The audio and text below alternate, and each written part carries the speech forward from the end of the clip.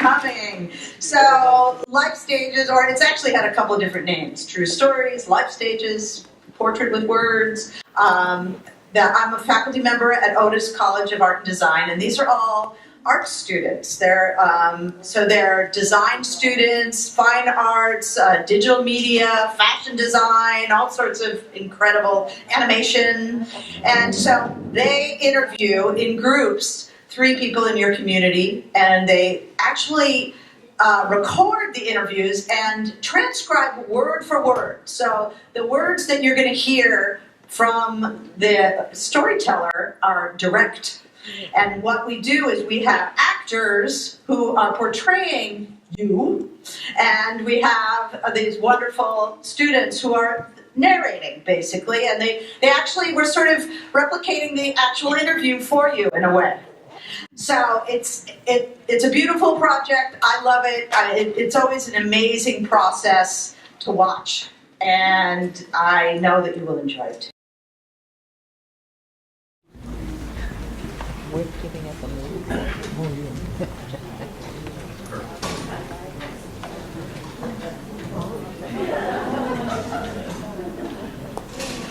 Hello. Hi, you guys. Hi, Dusty. My name's Jason. And Dusty, she has a certain luminosity that's not so obviously seen, but felt. And I can really only describe her personality as well as a fisherman can hold the ocean with a net. But what I can say in her respect is this: do what you love, don't retire too early, and maybe break some molds along the way. Nothing special to see here. Shooting stars happen every night. The sky just needs to be clear to see it. Hello everyone, my name is Natalia, and when I met Dusty, she was full of energy and her story full of surprises. Her life was lived to the fullest in a very simplistic and practical way. But she found the best in every situation and realized very early in her life what takes many a whole lifetime. The situation won't change, but your attitude and actions towards it can. She took matters into her own hands and without a doubt set out to change her destiny. Hello, I'm Anjali. I first joined this class because I saw the word interviews and it reminded me of my high school video journalism class. I also love learning from the winding course of a well-lived life. When we first approached Dusty Mizunoue, she was hesitant to be interviewed, worrying that she didn't have a very interesting life. That couldn't be further from the truth. Through 2 days of hearing her story, we were impressed, inspired, and moved by the things she's accomplished. Hi, I'm Chris. When I first arrived in this class, I was not sure what I was about to get myself into. The class name, True Stories, had me thinking that it was an American art history class. But to my pleasant surprise, we were told that the class basis was interviewing people. This was something that I actually found to enjoy in the midst of my studio courses. We then went on to meeting the courageous and independent woman, Dusty. Hello, my name is Chloe, and we met Dusty at the Senior Center in September and also on October. We got to interview her, who was at first very introvert person, saying she didn't have a quite interesting life. Had not much stories to tell us. As we talked and interviewed her for hours, her life was full of adventure and passion. I was in the Grenada relocation camp from 1942 to 1945. They said we had to relocate. We had to relocate because, I don't know, they might have thought we were spying, a danger to people, and yet there were a lot of people that was harassing us, So in a way it was like protecting both ways, yeah? They wanted us off the coast, all the Japanese people off the coast. How much time did you have? We didn't have much time. We had to leave everything. The only thing we took was our clothes on our backs. So the land was gone. The land was gone. But we were kids. We didn't know what was going on. We enjoyed camp, 3 years with my mom and stepsisters. My stepdad took a job in Chicago, and by that time my brother was in the Army. My parents were really the ones that got hurt. They lost everything. We lost the farm and the house and had to rebuild our lives afterwards. But I was angry too, because I said, I had a little bank account. I didn't have that much. I think I had about $10 or something. But I said, what happened to my money? I never got it. Did you ever get compensated for everything that you lost? When we came out, they gave everybody $20,000. Yeah, each kid got $20,000 plus the parents, you know. But you know what? I had no stress. I enjoyed it. I had no cleaning or anything to do. I mean, we worked, but we also played. We played basketball, baseball. We made a lot of friends. Why'd they give you the nickname Dusty? Were you dustier than everybody else? In the camp, it was real windy out there in the winter. Always a lot of wind. It gets dusty out there a lot. So I always got caught in the dust. And that's how my friends started calling me Dusty. I was the only Dusty. Yeah, nobody else had my name. My schoolmates gave it to me. I thought, oh, what a cute name. Your real name is Miyoko. Did you ever introduce yourself to anyone as Dusty? Well, it is a nickname. It's kind of hard to use Dusty. So I usually go by Miyoko, you know, but I hate that name. Miyoko, it's so common. It's like Mary, you know? Really? I had 2 brothers. I lost my father when, I must have been 1 or 2 months old. I never got to know my dad. He died of cancer. He was 42. And my mother, well, we had a farm in Palos Verdes. They had a tomato farm there. They were growing tomatoes, and you know, she couldn't handle the farm by herself, so she went back to Japan and remarried. I think she married sort of a relative of my dad. So that's the way it was. He just didn't like me. He had 2 children of his own. They were both girls. I never got to know my half-sisters. He kept us apart. He was very strict. He was not very nice. He was mean. And he treated them better than he treated you because they were his and you weren't. And did your mom not say anything to Yeah, she couldn't say a word. She'd get beat. She couldn't do anything. She couldn't protect me because she'd get it. That's how mean he was. So your mom got Alzheimer's and was placed in a home. Did she go into that home right after camp? No. She was okay after camp. It took quite a few years because she was working and all that. She worked at a nursery. How did you feel when she had to go into a home? Do you remember the day she left? Well, we knew that she was, you know, kind of losing it. She would stray away, so we had to put her away so she wouldn't disappear on us. Somebody had to take care of her, so we had to put her in an institute. And did you visit her after that? No, really, no. I didn't visit my mother at all because she was in Norwalk. That's where they had all the Alzheimer's people. Did she die in that institute? Yeah, she passed away there. Oh, so you didn't get to see her? I didn't get to see my mother at all after she was in the institute. The only time I got to see her was when we had the funeral for her. After high school graduation, Dusty had little reason to stay at home. Yeah, so the day that I graduated, I ran away from home. Literally ran away? Yeah, I didn't return. They had the whole cops on me, you know, looking for me. What did you bring with you when you ran away from home? The day that I graduated, I went to my girlfriend's house, and we looked at the paper. She and her mom looked for a job for me, and I got a job. So the next day, Sunday, they gave me a quarter to get on the bus, and I went to Culver City. It was the doctor's home. And I was a babysitter for this family. The clothes on my back is all I had. Wow. So when I made money, I went out and shopped. I finally had clothes. I bought clothes for myself. I mean, I'd had a hard life, really, and I was 19, so I waited for my first pay, and then, boy, I went wild. Today, I buy nothing but shoes, because I never had shoes. When I was a little kid, my stepfather, he'd always put me in these tennis shoes, you know, high tops. Oh, I used to cringe, because all the little girls had nice regular shoes, and here I am wearing boys' tennis shoes. And so, when I had my freedom, I said, I'm going to buy shoes. And I've been shoe crazy ever since. Were you in touch with your mom through that time?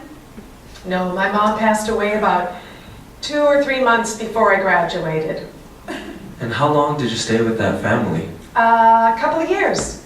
Yeah, 2 years I stayed with them. They traveled all over. They took me on vacation with them, and I enjoyed that.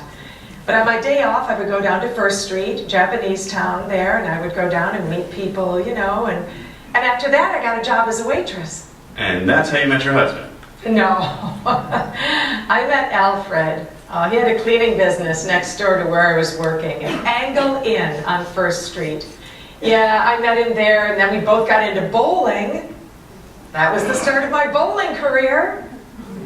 But first, Dusty trained to be a hairdresser and got a job. In Beverly Hills. I hated it. You gave it a shot. You gave it 3 years. Yeah, it was not for me. So I started bowling full time. My husband was a fisherman. He liked to fish, so he would do his thing, I would do my thing on a weekend. He'd go fishing, I'd go bowling. Did you fish anything? Did you ever catch a fish? Oh yeah! We used to go out on a big boat. What he brought home, I'd cut it up. I loved to cut him up. I love cleaning fish. You cut off the head, you slice it in half, and then you make sashimi out of it. Oh yeah, I loved it. So every time I'd see someone with a fish, I'd say, "I'll cut your fish for you." What did Alfred think when you turned professional? He must have supported that. Oh yeah, well, he never saw me, we hardly saw each other. We had an understanding in our life that every night I'd be out playing in a bowling alley, and here he was in bed by himself, and I'd come home in the few hours before he woke up and sneak in. No boyfriend, I never had a boyfriend. There were guys who'd say they wouldn't put up with what I did, they'd beat me up, yeah. But Alfred and I, we just had an understanding that way. Would he still support and come watch you and stuff? Oh yeah! That's cool, role reversal and all. Yeah, he never got jealous, he trusted me. So, a few impressive aspects about bowling that Dusty managed to tackle. First off, her best score is a 296. Yeah. In case you don't know, 4 pins away from a perfect game.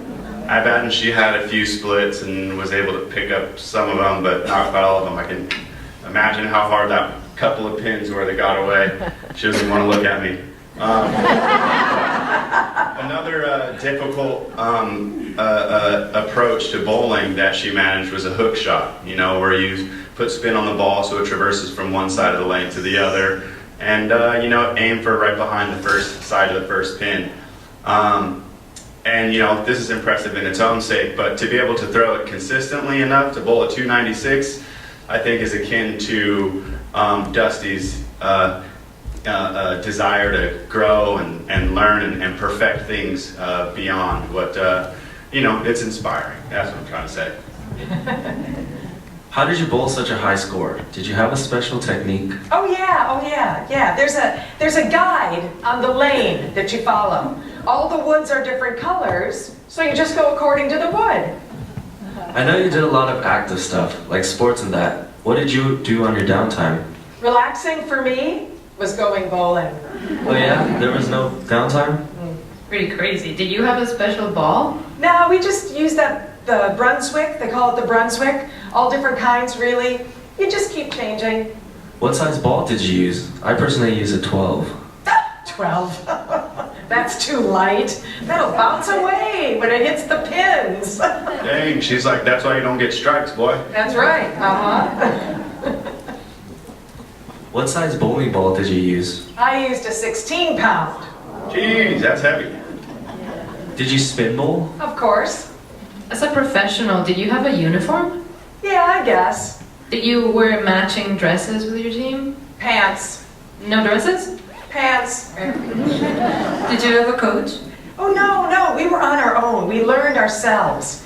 We learned how to hold ourselves, And later on in the year, we started teaching kids how to bowl. But see, we had to learn on our own. There were no instructors or teachers. Wow, so first your husband taught you, and then you loved it, you took to the game. No, he didn't teach me. It was self-taught. We all bowled. It was all self-taught. Oh, so you all learned by doing it? Yeah. Well, I'm just imagining you bowling all day and night. Yeah, that's what we did. Oh, yeah, we used to bowl, in the evening till like 9 o'clock, and then my husband would go home. I'd stay in the bowling alley till 2, 3, 4, 5 in the morning.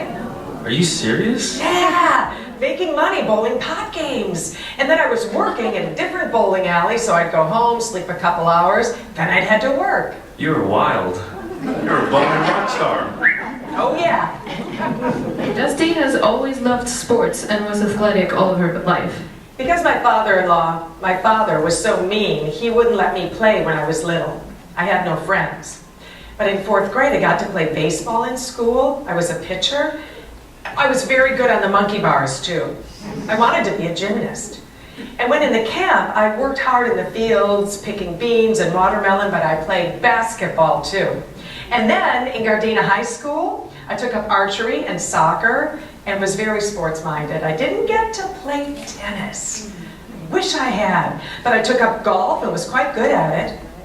When I was in my 20s, I wanted to be a race car driver. I once got a ticket for racing while driving. Oh yeah, I was gutsy when I was young. Is also a cancer survivor. She got stomach cancer and went through surgery with Alfred cooking for her and taking care of her. But once she recovered, she went back to bowling. In her favorite bowling alley, the Holiday Bowl closed in 2000. After that, Dusty stopped bowling. I just quit. Just like her 3-pack a day smoking habit, when it was time, she just quit. Here's how I quit. When I wanted to smoke, I'd go take a nap instead. After Alfred died in 2012, Dusty passed her time grooming her dogs, first Gabby, then Yuki, and then Candy. That hairdressing experience really came in handy. What were my favorite hobbies? Eating, bowling, and golfing, in that order. I always have candy with me and I eat it all day long. Here, do you want some? So you never went to college? Only beauty school. Why did you choose cosmetology? I don't know, I just went into it. Wait, and you tap dance. When did you start that? When I was 80. All right, and when did you take up the ukulele? A couple of years back. Are you afraid of death? Nope. Oh. You ever experienced like intense pain? Nope. Do you ever get angry? Nope. Anger is stressful. What makes you mad? I don't get mad. Any regrets? No? Well, I wish we had kids, but it didn't work out. Anyway, they'd have gotten in the way of my bowling. And I would have liked to have spent more time sightseeing when we went to bowling tournaments all around the world. All the other gals just wanted to get home. I would have liked to have seen the sights. What do you think of death and dying? Oh, I'm going to the ocean. Oh, that's beautiful. Yeah, What do you mean? Like cremation? yeah. The Neptune Society. They come wherever you are, they take you and cremate you, and then they put you in an urn, and when it's time, the boat goes to San Pedro, and then goes way out into the ocean, and there they scatter the ashes. Yeah, it's quite a sight. I say that's how I'm getting to Hawaii. I just hope I get there. Well, you'll end up there eventually in some way, right? Yeah. That's beautiful. Yeah, and you can go throw flowers in the ocean and say hi. Oh yeah, I'll throw flowers in for you. Make it to Hawaii. And what about Alfred? Oh, Alfred's waiting for me on the mantle. We're going to Hawaii together. Dusty's advice to try everything we're interested in and to be proud of ourselves for the things we're good at was something I really took to heart. And I will definitely try to imitate her attitude in several aspects of my life. I want to live it to the fullest without regrets and without wallowing in the sorrows of the past, but rather looking at the brightness of my future. Growing up, I never got to meet my grandparents or hear life stories quite like Dusty's. Somehow, listening is comforting. It reassures me that life has its ups and downs, yet still goes on. Unexpected adventures can pop up at every turn. Dusty taught us that your outlook is what you have the most control over, and it makes a difference. Thank you for inspiring me, Dusty. Dusty is someone who shared so many interesting stories, which then went to growing our relationship. The respect I gained through the process of hearing the story of this independent, strong individual allowed me to see life in a new way. She showed me life can be lived to the fullest, with no regrets. Dusty is a very independent and strong woman who had a harsh childhood and had to run away. She then found passion in many different activities all her life until now. In last, she motivated us all and reminded us to never stop what you love to do and to never retire early. Dusty, Dusty, Dusty.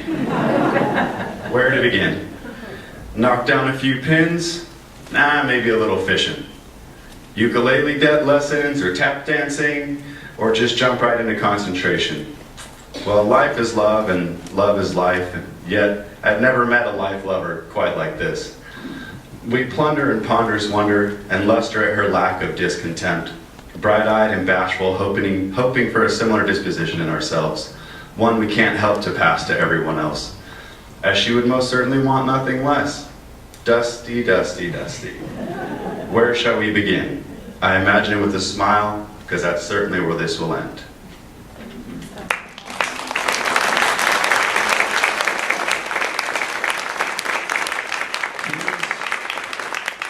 Here's Dusty and her friend Judy in an excerpt from a film called Top of the Game.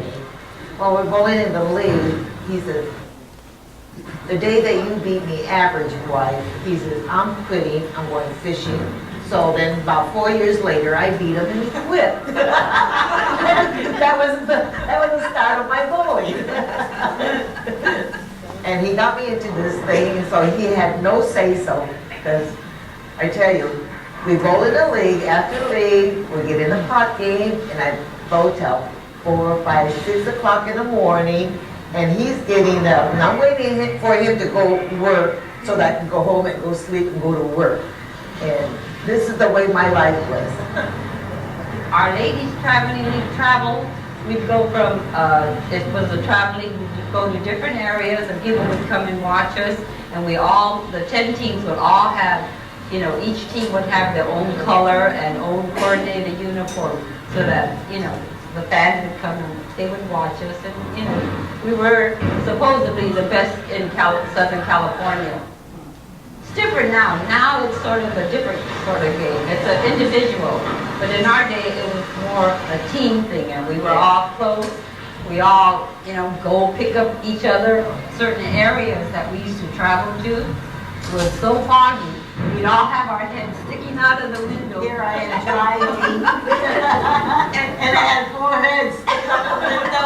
We used to travel to all the different areas, Santa Rosalia, Oxnard, and all over. To me, bowling was really helpful in that the Japanese, because of the war, it was where people sort of looked down. It made me feel like they were looking down at me. I'm really thankful in that excelling in bowling gave me such a good feeling for myself in that I was, you know, I was doing something good, and that gave me the feeling of, you know, achievement, and that I didn't feel as inferior.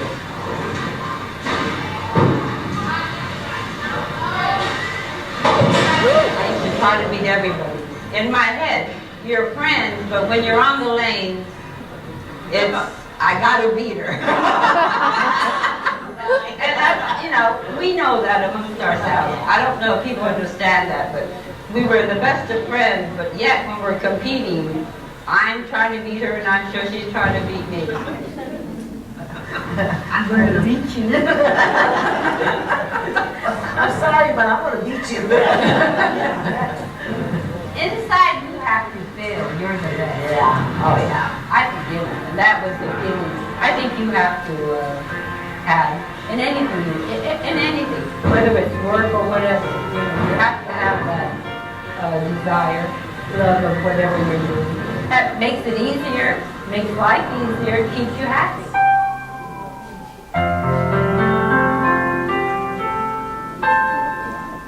Thank you. Thank you, Dusty.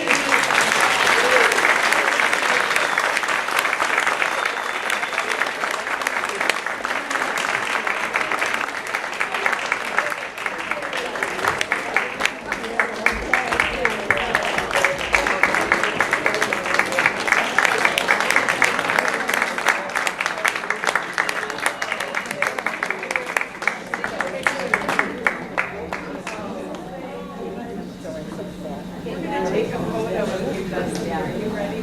Debbie wants to take a picture of our